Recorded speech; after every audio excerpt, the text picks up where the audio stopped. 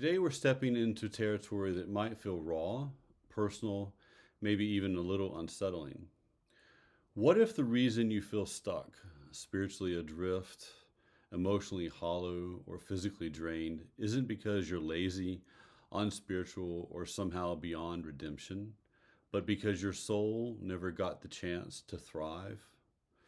Maybe you've doubled down, prayed harder, worked longer, pushed past exhaustion. Yet that quiet ache persists, that sense of being disconnected from life, from joy, from God. What if that ache isn't random? What if it has a name, a shape, and here's the hope, a way forward?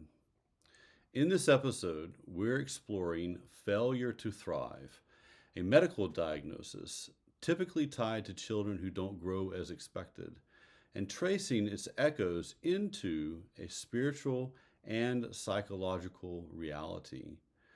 A will that's wounded, fragmented, and cut off from its deepest purpose to freely love God and become fully alive. We'll lean on the profound wisdom of early church fathers, St. Gregory of Nyssa, St. Maximus the Confessor, St. Basil the Great, and pair it with Roberto Assagioli, an Italian psychologist who came up with psychosynthesis, a psychology that seeks wholeness over survival. This isn't about fixing yourself with clenched fists or guilt trips. It's about freeing yourself, letting go of the survival identities you've worn like armor without even knowing, and rediscovering the joy, the beauty, and childlike wonder buried beneath the rubble. If your will feels paralyzed, your soul hungers for something more, or the freedom Jesus promised feels like a mirage, this conversation is for you. Grab a coffee, settle in, and let's unpack it together.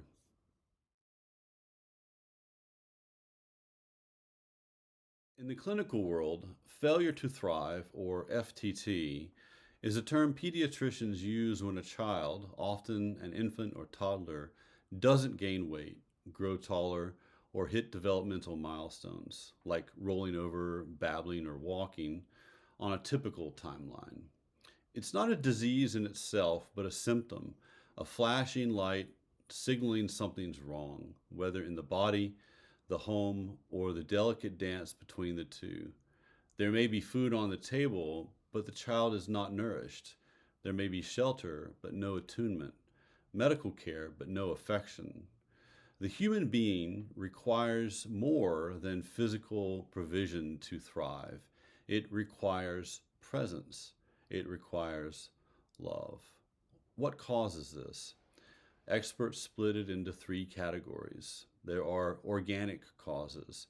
These are physical, chronic illnesses like congenital heart defects that tax the tiny body, cystic fibrosis, clogging lungs and digestion, gastrointestinal disorders, or malabsorption syndromes where nutrients pass through unabsorbed. Genetic conditions or neurological quirks like cerebral palsy can also play a role, silently stunting growth. There are non-organic causes. These are psychosocial, neglect or abuse, where basic needs go unmet, poor attachment, where a parent can't tune to their child's cues, trauma, like witnessing violence, poverty, limiting food or stability, or a caregiver's mental illness, depression, anxiety, addiction, that clouds their presence. Imagine a mother so lost in her own grief, she feeds her baby mechanically without eye contact or warmth. Love wants to flow, but it's dammed up. There are mixed causes. Often it's the tangle of both. A child with mild reflux, say, whose growth stalls further because their overwhelmed caregiver can't offer consistent support. The effects ripple wide and deep. Physically, the child stays small, fragile, and underweight. But it's more than that. Cognitive delays creep in as the brain, starved of nutrients and stimulation, struggles to build pathways for language or problem solving. Emotionally, without steady love, they might shut down, numb, withdrawn, or hypervigilant, eyes darting for safety that never arrives. Attachment phrase, trust in others erodes. Socially, they lag, less curious about toys, less eager to play, less able to connect, missing milestones, not just in height, but in heart and in spirit. Picture a toddler in a stark room, fed on a timer but never cradled, never sung to, never met with a smile. They might survive, heart beating, lungs pumping, but thriving? That takes more than calories or a crib. It takes presence, a warm gaze saying, "You're safe, you're loved, and you matter." Without it, even abundance falls short. That image, a child surviving but not thriving, sets the stage for where we're headed next.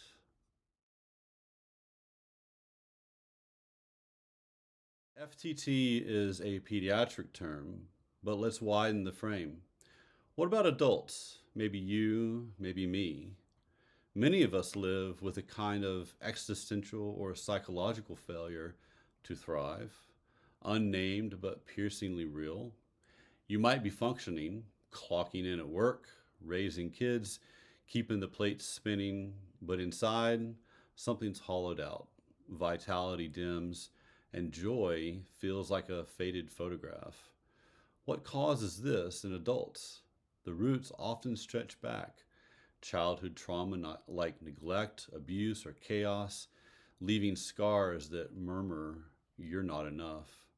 Layer on chronic stress, a grinding job, relentless caregiving, or the slow suffocation of suppressing your true self to fit someone else's mold, whether family, culture, or even faith communities demanding conformity.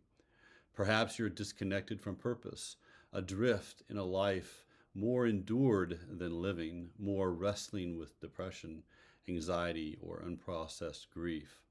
Silent thieves of aliveness. The symptoms mirror a child's FTT in haunting ways. Apathy seeps in, you stop caring, you stop trying. Emotions go numb, beauty doesn't stir you.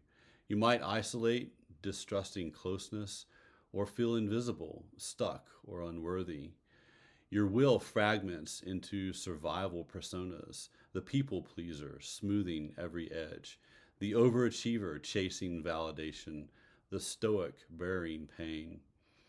Life turns performative, and intimacy unnerves you. Spontaneity vanishes, and coping mechanisms like overworking, scrolling, or perfectionism prop you up. Think of Sarah, age 35, a marketing exec with a sleek office, yet sobbing in her car because she can't feel anything. Her childhood neglect still echoing. Or James, 42, a dad and caregiver, so burned out that he can't name a single desire of his own.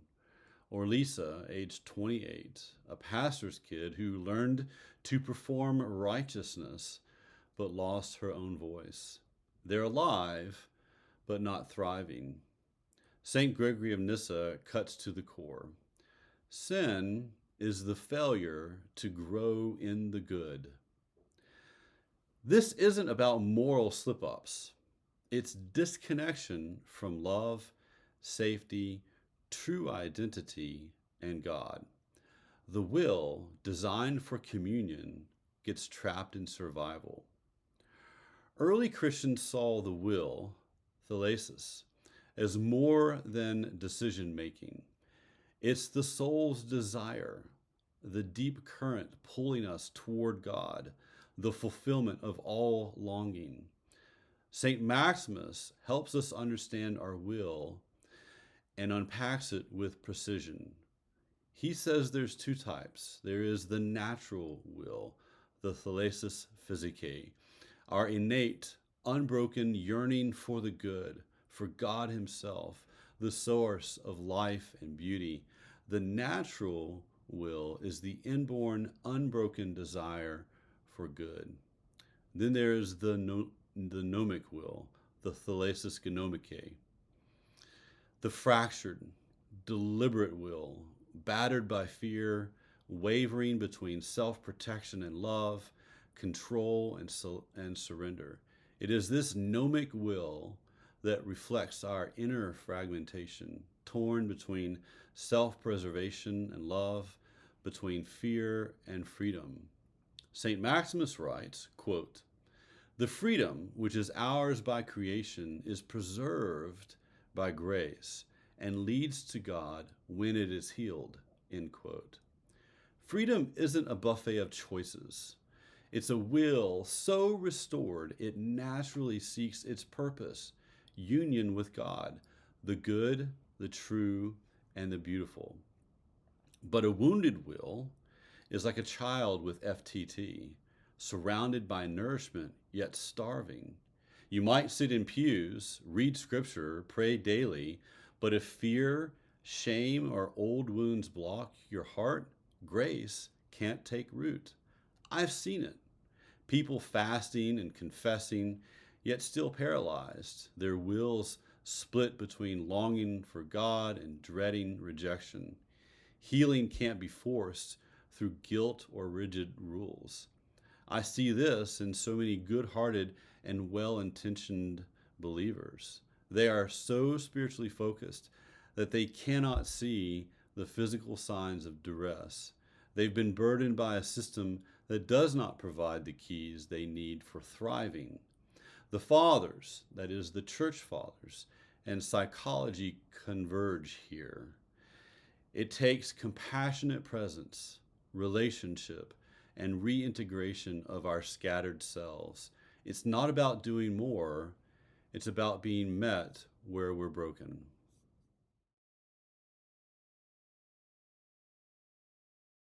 Roberto Assagioli, the Italian founder of psychosynthesis, offers a lifeline. Unlike Freud's war-torn psyche, he saw the self as a symphony craving harmony, waiting to be conducted, led by the higher self, the divine image from within. Quote, "The human will is often not free because it is divided. The task of psychosynthesis is to harmonize the self, allowing the will to be unified under the true self. A divided will, protective masks clashing with fears and buried dreams, cannot move. It stalls, collapses. It's psychological failure to thrive. Wholeness, not effort, is the missing piece. Healing starts by facing those exiled parts, the scared child hiding in shame, the dreamer silenced by duty, the fighter exhausted from proving worth. Not to scold, but to love them back into the whole. Imagine sitting with that inner child whispering, "You're safe now," until they unclench their fists. St. Basil the Great paints it this way, quote, "The soul is like a ship buffeted by winds, if not ruled by God. But when governed by grace, it sails calmly to its harbor," end quote. Grace calms the storm, but the soul needs safety to receive it through God's gentle voice and the steady presence of others. The desert fathers and mothers of early Christianity, those rugged saints of the wild, knew this in their marrow. For all their solitude, they insisted healing blooms in relationship with ourselves, others, and God. One saying is particularly striking, quote, "If you see a brother wounded, do not judge or pass by, but kneel and wash his wounds with your tears," end quote. This isn't mushy. It is fierce, embodied compassion. Trauma science echoes it. We're wounded in relationship, we're healed in relationship. A child with FTT needs more than a feeding tube. They need a caregiver's warm arms, a lullaby, a heartbeat, a warm gaze. We need more than our willpower. We need love that sees, stays, and stitches us back together. Think of a friend who listens without trying to fix, a mentor who believes in you, a prayer where God feels near. That's the soil where healing grows. The goal of all this healing is not simply psychological wellness, it is theosis, the Greek word meaning participation in the divine life.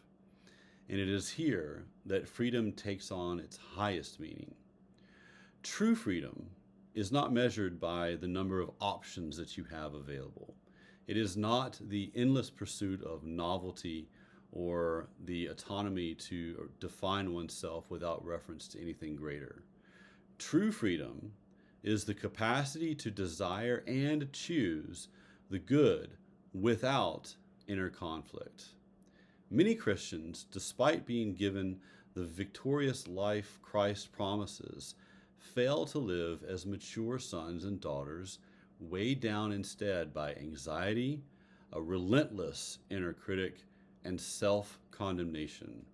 Their struggle mirrors a spiritual failure to thrive, where the soul, perhaps even when surrounded by the abundance of grace, remains unnourished, disconnected from joy, love, and true freedom. Rather than flourishing in the liberty of a healed will that naturally seeks God, they remain trapped in survival identities, haunted by fear and shame. This is not the abundant life Jesus intended.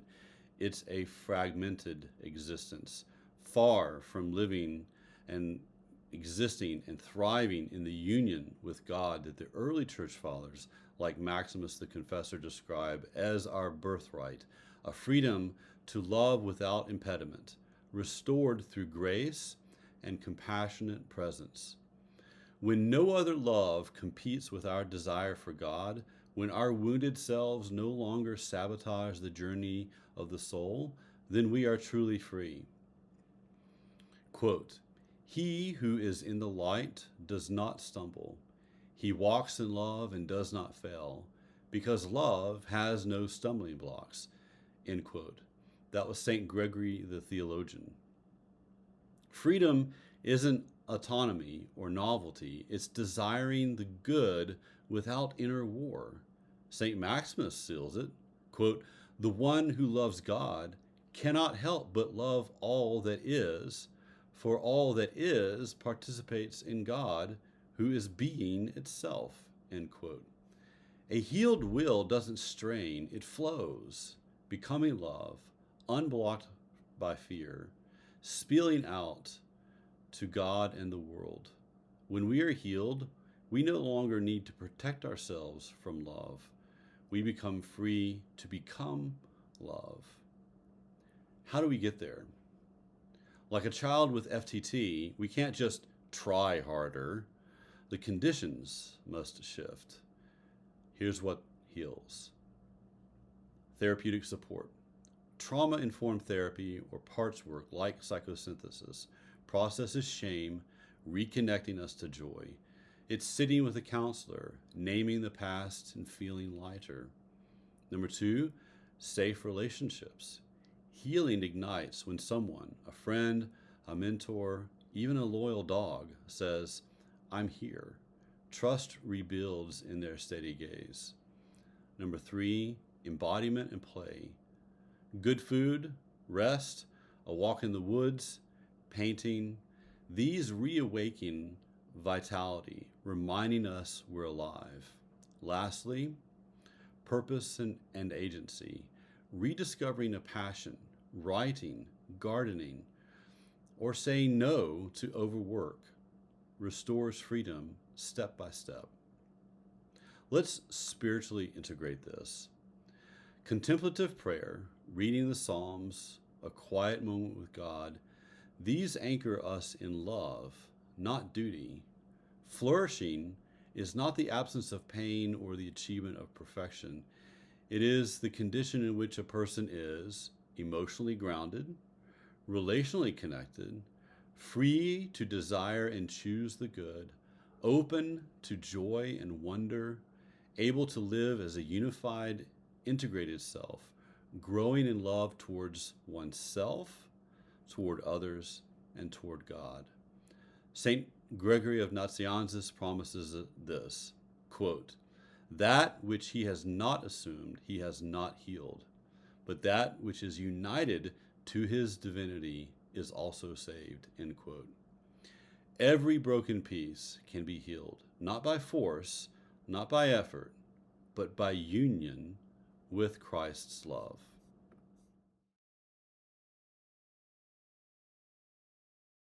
We often live from identities, strong, pleasing, competent, that once shielded us, but now they imprison us. Behind them lies a soul that never thrived, a child trembling, a silenced dreamer. But hear this, you weren't made to survive. You were made to thrive, to shine with divine fire, to become truly yourself in Christ, to love God freely. Healing is slow, sacred, and grace-soaked. Let love call your lost parts home. Release the masks. Let your will be healed. Freedom isn't power. It's love without impediment. The Spirit's leading you there, one tender step at a time. If today stirred an ache, a longing, a spark of hope, that's no accident. You were made to thrive, not just survive, obey, or perform, but to be fully, freely, joyfully, truly you, a soul desiring the good, the beautiful, and the true. Your healing isn't a detour. It is the spiritual life, an unfolding in love that holds every wound. As St. Maximus reminded us, true freedom isn't just about making choices. It's about being healed enough to desire the good without fear. Every part of us, every hurting, stunted, neglected, or hiding part can be brought into the light and healed. We don't need to disown these parts. We need to reunite them under love. This is the way out of failure to thrive, not by force, but by union. So keep going. Stay tender.